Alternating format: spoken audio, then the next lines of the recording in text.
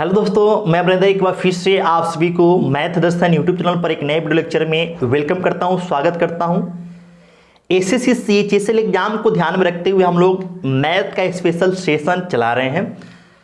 इस सीरीज में 2 video lecture आप सबको हमने प्रोवाइड करा दिया है। आज ये तीसरा वीडियो लेक्चर है जो बहुत ही जोरदार, बहुत ही शानदार रहने वाला है। तो अगर आपका एसएससी सीएचएसएल का एग्जाम है तो इस वीडियो को जरूर देखें। इसके साथ साथ अगर आप एसएससी एमटीएस या फिर रेलवे ग्रुप डी का भी एग्जाम देने वाले हैं तो भी ये वीडियो आपके लिए कारगर साबित होगा।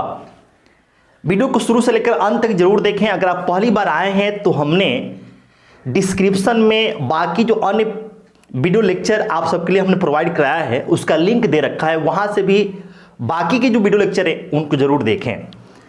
तो चलिए आज की जोरदार सेशन को स्टार्ट करते हैं, जिसमें हम लोग लगभग 15 से 16 क्वेश्चन जो एसएससी के एग्जाम में बार बार पूछे जाते हैं उनको कवर करने वाले, पैटर्न को कवर करने वाले हैं, जिससे कि आपको पता चल सके कि क्या हमें पढ़ना है, क्या हमें नहीं पढ़ना है।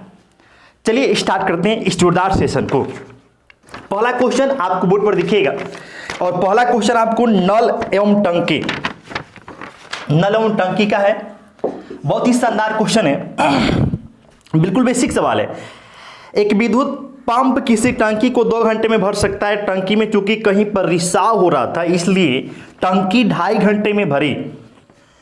उस हिसाब से टंकी कितने घंटे में पूरी तरह से खाली हो सकती है, समझिए। एक विद्युत पंप है, किसी टंकी को 2 घंटे में भर सकता है। देखिए पंप जो है किसी टंकी को 2 घंटे में भर सकता है, ऐसा बोला है। पंप और रिसाव अगर साथ में काम करते हैं, पंप और रिसाव अगर साथ में काम करेंगे तो उसी काम को करने में 2.5 घंटा का समय लगेगा, ऐसा आपसे कहा गया है। तो आपसे पूछा ये कि उस हिसाब से टंकी कितने घंटे में पूरी तरह से खाली हो सकती है। अच्छा, खाली करने का काम कौन करेगा? तो रिसाव करेगा। तो आप सिंपल समझिए कि आप ये निकाल देना है कि रिसाव अगर अकेले काम करें तो अकेले उससे कितना समय लगेगा। तो देखिए एकदम सिंपल सा सवाल है। 2.5 घंटे का मतलब क्या होता है? 5/2। अगर आप 2 और 5/2 का एलसीएम लेते हैं, 2 और 5/2 का एलसीएम लीजिएगा तो एलसीएम कितना हो जाएगा? एलसीएम आपको आ जाएगा 10। कितना हो जाएगा? 10। ये टोटल हो गया 10 यूनिट का। अगर आप इसका एफिशिएंसी निकालेंगे तो आएगा 5 यूनिट पर, चूंकि घंटा में है तो per hour, 5 unit per hour हो जाएगा। और इसका निकालते हैं, इसका मतलब कि पंप और रिसाव दोनों का मिलाकर तो 10 में 5/2 से भाग करना पड़ेगा। तो 5 दूना 10 और 2 दूना कितना हो गया? 4 यूनिट ये पर आवर हो जाएगा। क्लियर? 4 unit per hour. तो अकेले पंप करता है तो 5 यूनिट काम करता है, जबकि पंप के साथ रिसाव आ गया तो 4 यूनिट हो रहा है। मतलब रिसाव 1 यूनिट काम कर रहा है। रिसाव क्या कर दिया? 1 यूनिट काम कम कर दिया, अर्थात रिसाव की जो इफिशियंसी है वो 1 यूनिट है। रिसाव का समय निकालते हैं तो समय कैसे निकालिएगा?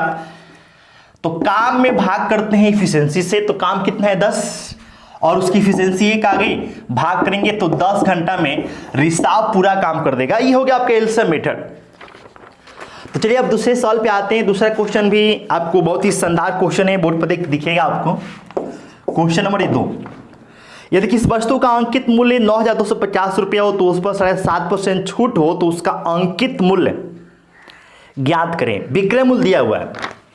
देखिए 7.5% छूट की बात हो रही है। 7.5% का मतलब हो गया 15/2%। हटाएंगे तो नीचे क्या आएगा? 100। डिस्काउंट का मतलब क्या होता है? माइनस कर देना है, कम कर देना। तो 200 पर 15 की छूट, 200 पर 15 की छूट। काट के आप छोटा भी कर सकते हैं, 5 से 3 बार में, 5 से 40 बार में, मतलब कि 40 पर 3 की छूट है तो 40 का सामान बिकेगा 37 में। ये आपका एमआरपी हो गया और ये क्या हो गया? एसपी हो गया। क्वेश्चन के हिसाब से विक्रय मूल्य दिया है 9,250 रुपया, यानी आप ये कह सकते हैं कि 9,250 रुपया 37 यूनिट का वैल्यू है। 37 यूनिट, ठीक है। 37 से कम 37 काटेंगे तो 37 दूना 74, फिर आपका हो जाएगा 18 और 5 185 और 37 बचे आपका हो गया 185, 250 में कट जाएगा। तो 1 यूनिट का मान 250 हो गया। एमआरपी मतलब कि अंकित मूल्य निकालना है तो 250 गुणे कितना हो जाएगा 40, क्योंकि 40 पर निकालना पड़ेगा। तो 25 चौका क्या हो गया 100, डबल जीरो आ गया, यानी कि आपका अंकित मूल्य इतना हो जाएगा। ऑप्शन की बात करें तो ऑप्शन सी क्वेश्चन का आपका आंसर हो गया। बात क्लियर? यह आपका दूसरा सवाल था। क्वेश्चन नंबर ये 3 देखिएगा, कोई धनराशि ए और बी के बीच 5:6 के अनुपात में बांटी जाती है, बी को 360 मिलता है तो धनराशि बताइए। देखिएगा एकदम आसान सवाल है कि ए और बी दो लोग हैं, इनके बीच धन बांटा गया 5:6, बी को मिलता है 360, जबकि यहां से कितना है 6, तो 360 रुपया जो है वो 6 यूनिट के बराबर हो गया। टोटल धन का मतलब क्या हो गया कि ए और बी दोनों का हिस्सा मिलाकर, और टोटल दोनों को मिला देंगे तो 11 आ जाएगा, यानी कि 11 यूनिट का मान हमें निकाल देना है, जबकि 6 का मान 360 है। तो 1 का मान निकालेंगे तो 6 कम 6, और 6 से कटेगा आपको 60 बार में। बात क्लियर? 6 कम 6, 6 से कटेगा आपको 60 बार में। टोटल मतलब 11 पे निकाल देना है, तो 11 गुणे कितना 60 है, ये 660 रुपया टोटल धन हो गया। ये तीसरा सवाल था ऑप्शन ए। चौथा क्वेश्चन 4 नंबर सवाल क्या है देखिए, किसी आयत की लंबाई 25% बढ़ा दी जाती है, चौड़ाई को कितना % कम किया जाए कि क्षेत्रफल में कोई परिवर्तन न हो। क्षेत्रफल ज्यों का त्यों रहना चाहिए। देखिएगा क्वेश्चन के हिसाब से लंबाई लेंथ को आप 25% बढ़ा दिए हैं, लेंथ आपने 25% बढ़ा दिया, क्लियर? तो 25% का मतलब क्या होता है 1/4, मतलब कि 4 पर आपने 1 बढ़ा दिया, अर्थात पहले लेंथ 4 था, अब कितना कर दिया आपने 5। पहले लेंथ 4 था, अब आपने कितना कर दिया 5 कर दिया। तो देखो जब क्षेत्रफल को अपरिवर्तित रखना हो, क्षेत्रफल को क्या रखना हो अपरिवर्तित, का मतलब क्या होता है सेम, अपरिवर्तित रखना हो तो जो लेंथ होता है, जो लेंथ होगा और जो आपका चौड़ाई होगा, जो ब्रेथ होगा, उसमें उल्टा रिलेशन होता है। उल्टा रिलेशन मतलब क्या हो गया कि एक को बढ़ाएंगे तो दूसरा को घटाना पड़ेगा, और दूसरे को बढ़ाएंगे तो पहले वाले को घटाना पड़ेगा, मतलब कि लेंथ और ब्रेथ में उल्टा आपको संबंध होगा। यानी कि लेंथ का जो रेशियो बनेगा उसका जस्ट अपोजिट क्या होगा ब्रेथ का, ब्रेथ मतलब चौड़ाई का, और जो चौड़ाई का रेशियो जो बनेगा उसका जस्ट अपोजिट क्या हो जाएगा लेंथ का। कब? तो जब एरिया को सेम रखना हो तब। तो देखो समझो यहां पे कि लेंथ जो है 4 से 5 हो गया, इसका मतलब ये हो गया कि चौड़ाई की अगर हम बात करें, देखो लेंथ का रेशियो कितना हो गया तो 4:5, 4 से 5 हो गया। तो इसका उल्टा इसका होगा, मतलब ये हो जाएगा कि 5 से कितना करना पड़ेगा 4। बात क्लियर? उल्टा हो जाएगा, 5 से क्या जी 4, मतलब कि पहले आपको चौड़ाई थी कितनी 5, अब कितनी होगी 4। पहले 5 थी, अब कितनी हो जाएगी 4 हो जाएगी। बात समझ आ रहा है? तो आपसे पूछा कि चौड़ाई को कितना % कम किया जाए, तो देखो प्रतिशत कमी कैसे निकालते हैं, प्रतिशत कमी निकालते हैं अंतर लेकर। तो अंतर एक का है, अब बात जब कमी का हो तो नीचे बड़ा वैल्यू रखते हैं, तो बड़ा वैल्यू क्या है 5 है, और इंटू क्या हो गया 100, तो 1/5 गुणे 100 काटेंगे 20%, आपका आंसर कितना आ गया 20% आ गया। अब इसको ऐसे समझते हुए बना सकते हैं, समझते हुए आप ऐसे बना सकते हैं। अब इसी सवाल को करने का आपको सेकेंड तरीका बता देते हैं। अगर आपको इतना दिमाग नहीं लगाना है, ये पहला तरीका हो गया, तो आप फटाक से कैसे बनाइएगा समझिएगा। देखिए लंबाई आपको 25% आपने बढ़ा दिया, मतलब कि 100 से कितना कर दिया 125, लंबाई आपने 100 से कितना कर दिया 125, और क्षेत्रफल को क्या रखना है, क्षेत्रफल को अपरिवर्तित रखना है। इसका मतलब ये हो गया कि चौड़ाई जो है ना जस्ट इसका उल्टा करना पड़ेगा। उल्टा का मतलब ये हो गया कि चौड़ाई को 125 से क्या करना पड़ेगा 100। ये बात किसके लिए था, लंबाई के लिए। क्षेत्रफल को चूंकि अपरिवर्तित करना है तो चौड़ाई जस्ट इसका उल्टा हो जाएगा। किसका उल्टा, तो लंबाई का। तो उल्टा मतलब कि चौड़ाई को करना पड़ेगा 125 से कितना 100, तो 125 से 100 करेंगे तो प्रतिशत कमी जब आप निकालिएगा तो अंतर कितना हो जाएगा 25 का, और जब कमी की बात करते हैं तो वृद्धि के रेस्पेक्ट में, तो 125 नीचे हो गया, गुणे क्या हो गया 100, काटेंगे 5 बार में, 5 से 20 बार में, तो आंसर कितना आ गया 20%। तो ऐसे भी आप निकाल सकते हैं, ये आपका सेकेंड मेथड हो गया। बात समझ आ रही? तो ये आपका सेकेंड तरीका हो गया। दूसरा तरीका हो गया ऐसे सवाल को करने का। तो चौथा सवाल था, अब देखिए यहां पर हम पांचवा क्वेश्चन यहां पे लेते हैं, पांचवा सवाल समझाते हैं। पांचवा क्वेश्चन क्या कर रहा है कि कोई कार किसी विशेष गति पर 5 घंटे में 100 किलोमीटर चलती है और एक दूसरी कार उसी गति पर एक विशेष स्थान पर 3 घंटे में पहुंचती है, तो दूरी ज्ञात करे। देखिएगा कोई कार है, देख पहली कार जो है ये फर्स्ट हम यहां पर डालते हैं, कार फर्स्ट, पहली कार 5 घंटे में 20 किलोमीटर जाती है, तो चाल उसका निकालेंगे तो 20/5 घंटे में 100 किलोमीटर जाती है, तो चाल निकालेंगे तो 100 बटे क्या हो जाएगा 5, क्योंकि चाल बराबर होता है दूरी बटा समय। अब काटिएगा यहां से तो उसका चाल हो जाएगा 20 किलोमीटर प्रति घंटा। ये पहली कार की बात हो रही है। फिर कह रहे कि एक दूसरी कार उसी गति से, मतलब कि दूसरी जो कार है, जो कार सेकेंड है, उसका चाल जो है वही है, वही मतलब कि कितना है 20 किलोमीटर प्रति घंटा ही। बात क्लियर? उसी गति से एक विशेष स्थान पर 3 घंटे पहुंचती है, दूरी बताइए। दूरी बराबर क्या होता है भाई? तो दूरी बराबर होता है चाल गुणे समय। तो देखो दूसरी वाली कार का जो चाल है वो तो फिर 20 से हो गया, और उसके लिए टाइम कितना है तो 3 है, तो चाल में समय से गुणा कर देंगे क्या आ जाएगा, दूरी आता है, तो कितना आ गया 20 × 60, यानी कि दूसरी कार 60 किलोमीटर की दूरी तय करेगी। दूरी आपका 60 किलोमीटर हो गया। ऑप्शन की बात करें तो बी आपका आंसर हो जाएगा। बात क्लियर? ऑप्शन की बात करें तो भी आपका आंसर हो जाएगा। अब इसको थोड़ा साफ कर दें ताकि फिर से हम लिख पाए। चलिए अब छठे क्वेश्चन पे आते हैं। छठा सवाल क्या है? क्वेश्चन नंबर 6, 1200 रुपए की धनराशि उधार दी जाती है, जिसे 264 रुपए की 5 बराबर वार्षिक किस्तों में लौटाया जाना है। वार्षिक ब्याज की दर आपसे पूछा है क्या है? देखो मूलधन टोटल क्वेश्चन के हिसाब से अगर हम बात करें तो मूलधन कितने रुपया है 1200 रुपया, और प्रत्येक किस्त में आप दे रहे हैं 264 रुपया, 5 किस्त है तो टोटल आप कितना दे दिए, ये 20 हो गया, और 6 × 30 32 हो गया, और 5 × 10 और 3 13 की टोटल आपने 1320 रुपये दे दिया। जबकि आपने कर्ज कितना लिया था 1200 रुपया, तो आपने कितना ज्यादा पे किया है तो 120 रुपया आपने ज्यादा पे किया। ये क्या है तो आपका इंटरेस्ट हो गया, ब्याज हो गया, आपके द्वारा दिया गया ब्याज हो गया। क्लियर? कितने साल में? 5 वर्ष में। ब्याज की दर आपसे पूछा है तो रेट बराबर क्या होता है SI × 100 और P × क्या है T। क्लियर? तो देखो SI कितना है तो 120 × 100, मूलधन कितना है तो 1200 रुपया, और 120 रुपया ब्याज कितने साल का है 5 साल का है, तो समय 5 साल हो गया।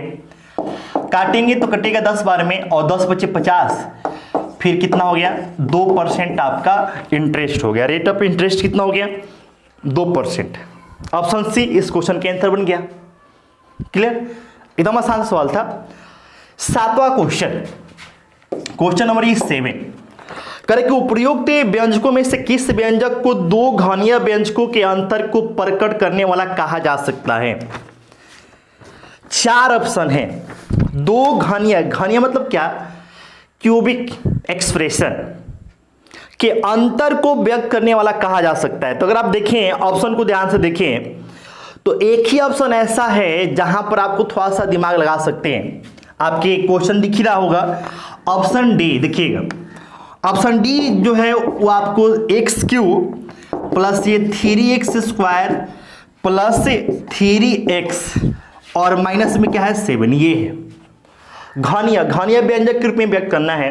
अगर आप इसको लिखना चाहें तो लिख सकते हैं x³ प्लस 3x² इंटू क्या 1, और 3x को क्या लिख सकते हैं 3 × x × 1 के स्क्वायर लिखेंगे तो फिर से आपका वही चीज आना है।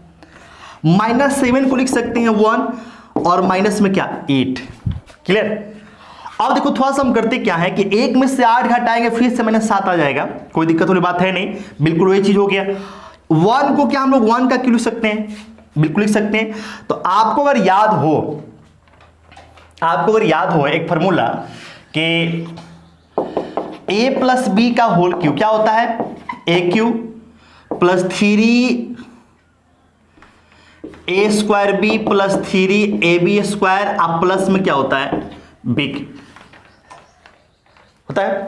तो उसी फॉर्मूले पे देखो, यहां से लेकर आप यहां तक देखो, यहां तक ऐसे दिख रहा है, उसी फॉर्मूले बिल्कुल है। अगर इसको ए मानते हैं, इसको बी मानते हैं, तो a cube plus 3a² b plus 3ab² plus क्या बी क्यू। तो इसको लिख सकते हैं x plus 1 a plus b मतलब कि x प्लस 1 का ये होल क्यूब माइनस ये 8 है तो 8 को लिख सकते हैं क्या 2 का क्यूब लिख सकते हैं। तो देखो एक एक्सप्रेशन ये हो गया जिसको हम लोग क्यूबिक एक्सप्रेशन कह सकते हैं, और एक एक्सप्रेशन ये हो गया इसको भी हम क्यूबिक एक्सप्रेशन कह सकते हैं। दोनों का देखो यहां बीच में क्या है माइनस, अंतर क्या हो गया, अंतर हो गया। तो केवल आपको एक ही ऑप्शन जो कि डी है उसमें जो एक्सप्रेशन दिया गया है उसी को हम लोग दो क्यूबिक एक्सप्रेशन के अंतर के रूप में दर्शा सकते हैं, अर्थात आपका ऑप्शन डी क्या हो गया, आंसर हो गया। बात क्लियर है। ये 7वां क्वेश्चन था, 7वां क्वेश्चन नंबर ये 8, क्वेश्चन 8 हो गया। 8 में कह रहे कि a बाई बी फिर b बाई ए बराबर क्या है -1। आपसे पूछा है कि a² by b minus b² by क्या a। अच्छा इसको थोड़ा सा हम हल करते हैं, ये आपसे पूछा गया, ये इसको थोड़ा सा हल करें तो एलसीएम क्या आ गया b, क्रॉस गुणा करेंगे तो हो गया a³ माइनस में क्या हो गया b³। मतलब इसका मान आपको निकाल देना है क्या होगा, ये आपसे पूछा गया है क्या होगा। इसको थोड़ा सा हल किया जाए, इसको ये आपको गिवन है, ये दे रखा है, हल कीजिएगा तो क्या हो गया ab और ये क्या हो गया a² प्लस b² बराबर -1। अगर इधर जाएगा तो इंटू में हो जाएगा -ab। तो टोटली अगर लिखें तो a² प्लस b² प्लस क्या ab इक्वल टू क्या 0, ऐसे लिख सकते हैं हम लोग। जो दिया है वहां से हमने निकाल दिया, क्लियर। जो आपको दे रखा है वहां से हमने इस चीज को निकाल दिया है। ये आपसे पूछा गया, ये चीज आपसे पूछा गया है। तो देखो यहां से a³ माइनस b³ का फॉर्मूला क्या होता है, a माइनस b ना, a माइनस क्या हो गया b हो गया। अच्छा यहीं पे आप सेट कर सकते हो कि अगर आप दोनों तरफ क्या कर दो कि a माइनस b से गुणा कर दो तो हो गया a² प्लस b² प्लस क्या ab, इधर 0 इंटू a माइनस क्या b। अब देखो फॉर्मूला अगर आपको याद हो तो किसका फॉर्मूला होता है, तो a³ minus b³ a³ minus क्या जी b³ होता है, और इसमें इंटू करेंगे 0 से तो 0 आ जाएगा, मतलब a³ माइनस b³ का मान कितना आ गया 0, क्लियर। अब वही चीज आपको यहां पे दिख रहा है, देखो यहां पे तो 0 भागा क्या ab, और 0 में ab से भाग करें क्या आ गया आंसर 0। तो इस क्वेश्चन के आंसर क्या बन गया 0। काफी आसान सवाल, क्वेश्चन के आंसर क्या बन गया 0, ठीक है। तो ये 8वां क्वेश्चन था। अब देखिए क्वेश्चन नंबर 9 नंबर सवाल क्या कह रहा है, रेखाखंड AB सरल रेखा CD को B बिंदु पर काटती है। AB सबसे छोटा तब होगा जब ABD कितना होगा, ये आपसे पूछा गया है। देखो यहां पर CD कोई रेखाखंड है और इसको AB रेखाखंड, AB जो रेखाखंड है B बिंदु पर ऐसे काट रही है। तो आपसे पूछा यह है कि AB की लेंथ सबसे कम कब होगा, जब कंडीशन आपसे बताना है, एंगल के रूप में बताना है कि कब होगा ABD का मान ऐसा क्या हो, कोण ABD का मान ऐसा क्या हो कि AB की जो लेंथ है वो सबसे कम। तो आप याद रखिएगा कि किसी रेखा के किसी बिंदु पर, किसी रेखा के किसी बिंदु पर अगर हम तमाम यानी कि बहुत सारी रेखाएं खींचे या फिर बहुत सारी लाइन खींचे तो उसमें जो सबसे छोटी लाइन होती है, जो सबसे छोटी का लीजिए मिनिमम लेंथ होता है जिस लाइन का, वह लाइन होती है जो उस बिंदु पर उस रेखा पर लंब होती है। क्या होती है, परपेंडिकुलर होती है। जैसे मान लीजिए अगर हम ऐसे खींचें, ऐसे बहुत सारे लाइन ऐसे खींच दिए तो इसमें इस बिंदु पर हमने यहां पे खींच दिया ऐसे, बात क्लियर। इस बिंदु पर हमने बहुत सारा लाइन खींचा तो इसमें सबसे छोटी लाइन कौन सी होगी, तो वो होगी जो इस लाइन पे, इस रेखा पे क्या होगी, लंबवत होगी। क्या होगी जी, लंबवत होगी। तो कहने का मतलब ये कि AB का लेंथ सबसे छोटा कब होगा, तो जब AB इस पर क्या हो, लंबवत होगा। AB इस पर क्या हो जी, लंबवत होगा, मतलब कि परपेंडिकुलर हो। अब परपेंडिकुलर होने का मतलब यहां पर ये हो गया कि जब ABD कितना डिग्री हो, 90 डिग्री हो, क्योंकि जब AB आपको इस पर CD पर लंब होगा उसका मतलब क्या होगा कि कोण ABD क्या हो गया 90 डिग्री। तो वही आपसे पूछा था कि ABD एंगल का मान ऐसा क्या होना चाहिए जिसकी वजह से AB जो लाइन है वो उसकी लेंथ जो है सबसे कम हो, सबसे न्यूनतम हो, सबसे मिनिमम। बात क्लियर। तो आपका आंसर क्या हो जाएगा कि ये एंगल आपका कितना होना चाहिए, 90 डिग्री होना चाहिए, 90 डिग्री होना चाहिए, तब जाके ए बी का लेंथ सबसे कम होगा। बात क्लियर? तो आंसर हो गया ऑप्शन नंबर सी। अब क्वेश्चन आपका 10, क्वेश्चन नंबर हम लोग देखेंगे 10वां सवाल क्या है। 10 में कह रहा कि समचतुर्भुज के लिए निम्नलिखित में से कौन सा कथन सही नहीं है। समचतुर्भुज के बारे में आप जानते होंगे कि वैसा चतुर्भुज जिसके सम्मुख भुजाएं आपस में क्या हो, समानांतर और क्या हो, बराबर हो, तो उससे हम लोग क्या बोलते हैं, समचतुर्भुज कहते हैं। ऑप्शन देखो, सभी भुजाएं सर्वांगसम। सर्वांगसम का मतलब क्या होता है, बराबर। समचतुर्भुज में सभी भुजाएं आपस में क्या होती हैं, बराबर होती हैं। जितनी भुजाएं होती हैं आपस में क्या होती हैं, बराबर होती हैं। तो पहला ऑप्शन बोला कि सभी भुजाएं सर्वांगसम मतलब बराबर, तो ये आपका पहला ऑप्शन क्या है, पहला ऑप्शन क्या है, तो ये आपको सही है, जो समचतुर्भुज के लिए सही बात है। दूसरा ऑप्शन क्या है भाई, तो आमने सामने की भुजाएं समानांतर होती हैं, ये भी सही बात है समचतुर्भुज के लिए, कि समचतुर्भुज में आमने सामने की भुजाएं क्या है, समानांतर होती हैं, ये भी सही बात है। ऑप्शन सी क्या है कि विकर्ण बराबर होते हैं। विकर्ण क्या होते हैं, बराबर होते हैं। तो समचतुर्भुज के विकर्ण बराबर नहीं होते हैं, तो ये गलत बात हो गया। समचतुर्भुज के रिगार्डिंग, समचतुर्भुज के बारे में ये क्या हो गया, गलत बात हो गया। और हमको गलत बात चुनना था, गलत स्टेटमेंट चुनना था, तो हमारा आंसर क्या बनेगा, ऑप्शन नंबर सी। बात क्लियर? हमें कौन सा कथन चुनना था, तो जो समचतुर्भुज के बारे में गलत हो। तो कौन सा गलत है, तो गलत है कि समचतुर्भुज के विकर्ण आपस में बराबर होते हैं, जो कि गलत है समचतुर्भुज के लिए, वही हमको चुनना था। तो आंसर क्या हो जाएगा, ऑप्शन नंबर सी। बात क्लियर है? अगला सवाल क्वेश्चन नंबर 11 आपसे कह रहा है 11 में क्या कि सेक थीटा बराबर है कोसेक फाई और थीटा फाई 90 और 0 के बीच में है, तो साइन थीटा प्लस फाई का मान क्या होगा, ये आप बता दीजिए। चलिए इसको हम साफ कर लेते हैं, उसके बाद से फिर देखते हैं। क्वेश्चन नंबर हम लोग 10 तक देख चुके हैं।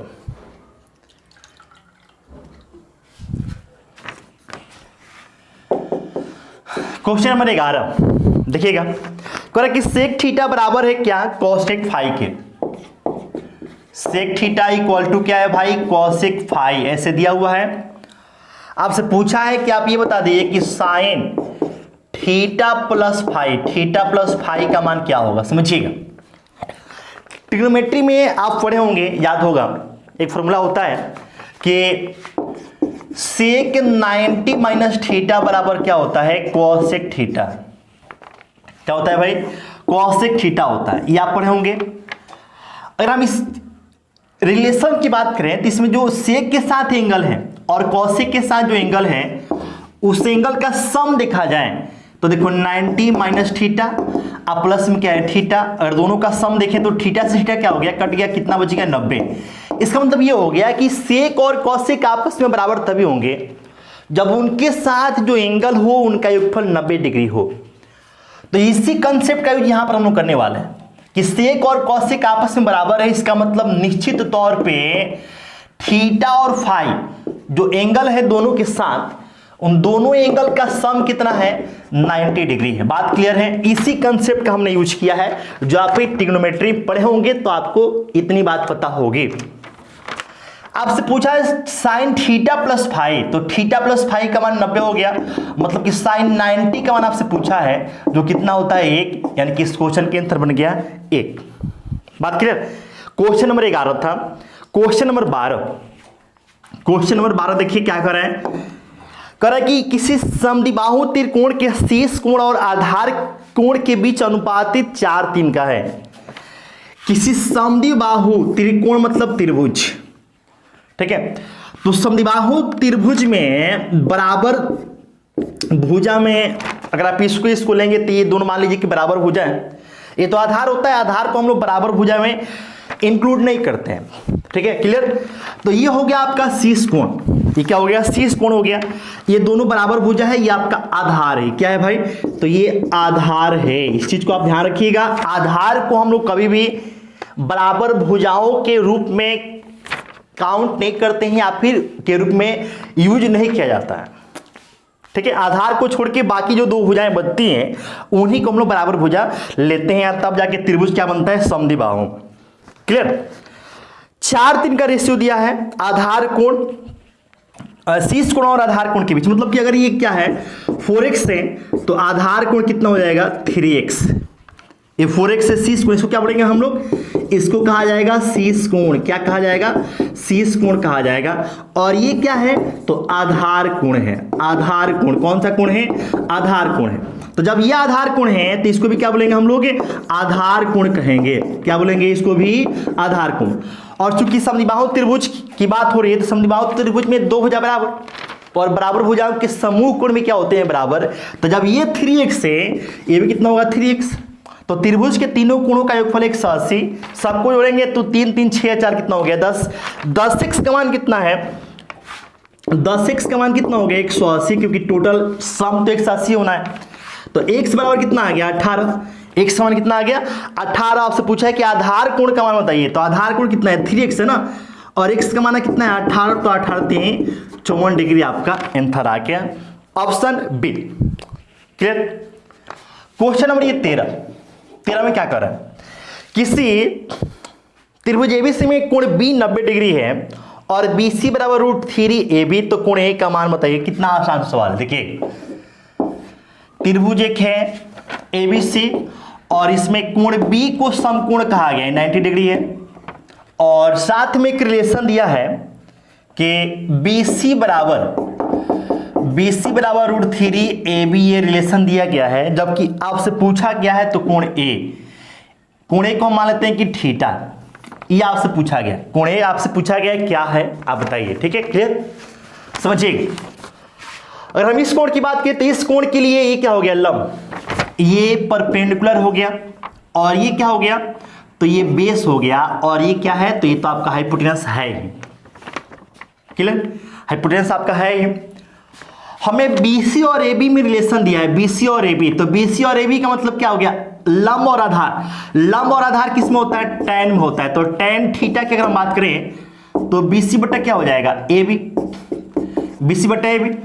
BC के बदले में क्या दिया है, BC के मान आप कितना यूज कर सकते हैं, तो √3AB आप यूज कर सकते हैं, और नीचे क्या है तो AB, तो AB से भी कट गया, क्या बच गया √3 बच गया। कितना बच गया भाई, √3। ठीक है, √3 बच गया। और ये किसका मान है, तो ये tan थीटा का मान है, tan थीटा का मान है तो √3, और tan कितने डिग्री का मान √3 होता है, तो 60 डिग्री। तो इसलिए थीटा का मान कितना हो गया, थीटा का मान कितना हो गया, ये tan 60 डिग्री होता है, थीटा का मान कितना हो गया 60 डिग्री। बात क्लियर। क्वेश्चन नंबर ये आपका 13 था, थीटा का मान 60 डिग्री हो गया। अब देखिए क्वेश्चन नंबर 14 में क्या आपसे बोला गया है, बोला कि A और B ऐसी अपरिमेय संख्या है जिसमें A + B = Q परिमेय संख्या। तो A - B क्या होगा, A - B आपसे पूछा है क्या होगा। एकदम आसान सा सवाल है, एकदम फंडा सिंपल सा है। देखिएगा A और B देखो, A भी और B भी दोनों क्या है, तो अपरिमेय, दोनों क्या है अपरिमेय। लेकिन अगर आप A + B करते हैं तो दोनों का सम Q आ रहा है, और Q जो है कौन सी संख्या है सवाल के हिसाब से, तो ये है परिमेय संख्या। समझ लो सवाल, A और B कौन संख्या है, तो अपरिमेय, लेकिन दोनों को जब जोड़ते हैं तो क्या आता है, परिमेय संख्या। आपसे पूछा ये है कि अगर हम दोनों को घटा दें तो ये क्या होगा, क्या होगा, मतलब कि परिमेय होगा कि अपरिमेय होगा, कि कभी कभी परिमेय होगा कभी कभी अपरिमेय हो जाएगा, ऐसा आपसे पूछा गया। तो आपको सबसे पहले A और B का मान ऐसे मानना पड़ेगा जो अपरिमेय हो, लेकिन दोनों को जोड़ें तो क्या आ जाए, परिमेय संख्या। तो मान लेते हैं कि A के बदले में क्या है, हम मान लें कि 2 + क्या √3 एक अपरिमेय संख्या, और B को हमने मान लिया क्या कि 3 -√3, 3 - क्या जी √3, ये भी क्या है बोलिए, ये भी क्या है, तो एक के अपरिमेय संख्या है। अब दोनों को अगर आप जोड़ते हैं, दोनों को अगर आप जोड़ दें A + B कर दें तो देखो यहां से √3 कट जाएगा, 3 और 2 कितना आ गया 5। तो सम क्या हो गया, सम आप देख रहे हैं कि परिमेय संख्या हो गया, दोनों का सम क्या हो गया, परिमेय संख्या। अब वही तो सवाल में दे रखा है कंडीशन। अब आपसे पूछा ये है कि दोनों का डिफरेंस क्या होगा, तो A के बदले में 2 प्लस रूट 3 और b के बदले में 3 माइनस रूट 3।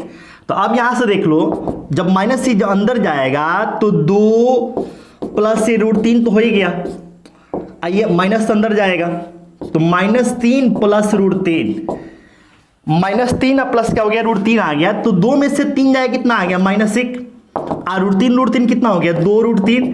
तो 2 रूट 3 में से इतना आ रहा है। और ये क्या है कि एक अपरिमेय संख्या है, एक क्या है कि अपरिमेय संख्या है। इसका मतलब ये हो गया कि a और b जब अपरिमेय संख्या हो, दोनों का योगफल क्या हो, परिमेय संख्या हो, तो दोनों का अंतर जो होगा वो हमेशा और हमेशा एक अपरिमेय संख्या होगा। अपरिमेय संख्या मतलब कि ऑप्शन सी इस क्वेश्चन का आंसर बन जाएगा। बात क्लियर है? ऑप्शन सी इस क्वेश्चन का क्या बनेगा, आंसर बन जाएगा। तो ये क्वेश्चन नंबर क्या था, 14 नंबर सवाल था। उम्मीद है इस चीज को आप समझ पाए होंगे, सीख पाए होंगे। ठीक है, वीडियो कैसा लगा कमेंट के माध्यम से आप हमें जरूर बताइएगा। बाकी जो भी प्रतिक्रिया हो, अगर आप पहली बार आए हो तो चैनल को सब्सक्राइब करके बेल आइकन जरूर दबा दीजिएगा। Okay bye.